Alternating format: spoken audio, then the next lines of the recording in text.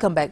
અને સુરતના ટેક્સટાઇલ માર્કેટમાં લાગેલી ભીષણ આગમાં વેપારીઓને કરોડો રૂપિયાનું નુકસાન ગયું। હવે આ નુકસાન સહાય ચૂકવવાની માંગ ઉઠી છે। ધારાસભ્ય કુમાર કાનાણીએ મુખ્યમંત્રીને પત્ર લખ્યો છે કે વેપારીઓને થયેલા નુકસાનમાં સહાય આપવામાં આવે।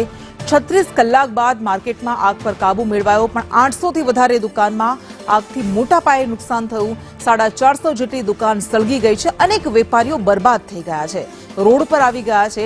વેપારીઓનો સુરત અને રાજ્યના વિકાસમાં સિંહ ફાળો છે, ત્યારે તેમને મદદ કરવી જોઈએ।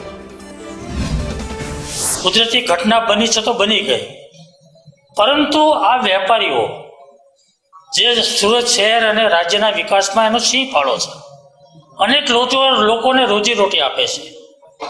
જ્યારે આવા લોકો જે આર્થિક રીતે બરબાદ થઈ ગયા છે, રોડ પર આવી ગયા છે, એ ફરીવાર ધંધાની અંદર, વેપારની અંદર ઊભા થાય અને ફરીવાર પોતાનો ધંધો શરૂ કરી શકે, એ માટે સરકારે કંઈક વિચારવું જોઈએ એવું મારું માનવું છે।